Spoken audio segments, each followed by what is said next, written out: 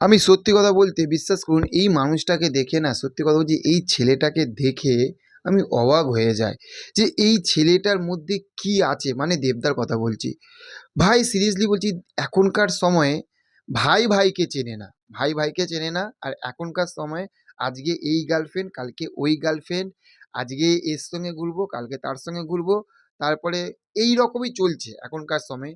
সেইখানে তারপরে মানুষের মাথা গরম হয়ে যায় অল্পতে, একে ছোট বড় কথা, তাকে ছোট বড় কথা। কিন্তু এই ছেলেটাকে দেখে বিশ্বাস করো আমি জাস্ট অবাক হয়ে যাই।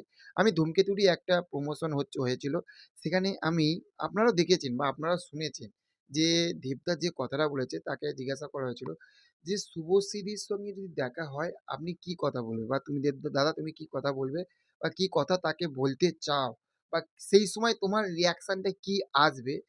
আচ্ছা, সেই আমার মনে হয় যে দাদার জায়গায় যদি অন্য কেউ থাকতো, সে ইগনোর করতো। হ্যাঁ, ঠিক আছে, একটা যেরকম একটা কিছু বলে ইগনোর করতো, বা না চিনি না জানি এইরকম একটা, মানে একটা অহংকার বা একটা ইগনোর, একটা এইরকম ভাব থাকতো।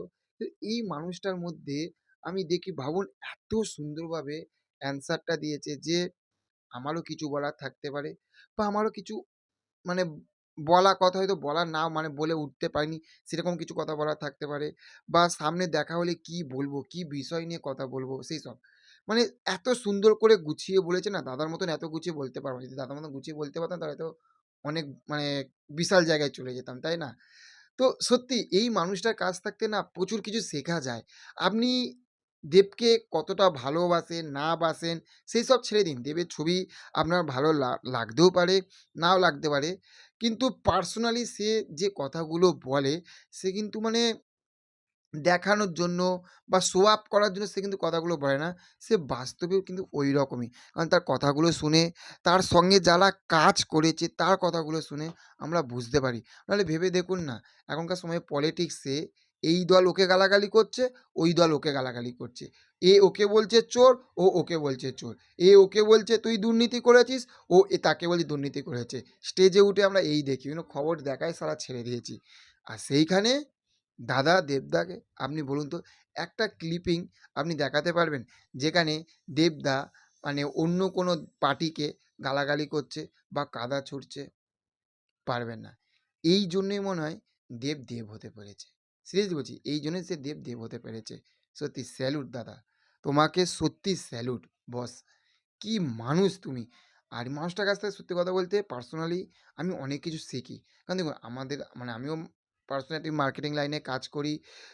সারাদিনে মিনিমাম ১০০, ১৫০, ২০০ জনের সঙ্গে কথা বলতে হয়, মিশতে হয়।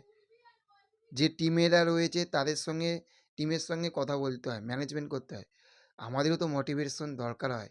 আর সেই মোটিভেশনটা সবসময় আমরা ওই, মানে ইউটিউবে ভিডিও দেখি তাই না, দাদার কাছ থেকে সেরকম মোটিভেশনগুলো পাই। সত্যি দাদা, লাভ ইউ। তো চলো দেখা হচ্ছে পরবর্তী ভিডিওতে। ভালো থাকবেন আপনারা। চ্যানেলে যদি নতুন হয়ে থাকেন চ্যানেলটাকে সাবস্ক্রাইব করবেন, কারণ সামনে রঘুদাকা, ধূমকেতু, প্রজাপতি 2, ধামাকা থেকে ধামাকা, আপডেট, ইনফরমেশন সব কিছু নিয়ে আসবো তোমাদের কাছে। তো কী করতে হবে, চ্যানেলটাকে অবশ্যই সাবস্ক্রাইব করতে হবে। তো চলো দেখা হচ্ছে পরবর্তী ভিডিওতে। ভালো থাকবে। Okay, thank you, have a nice day. Tata, bye by.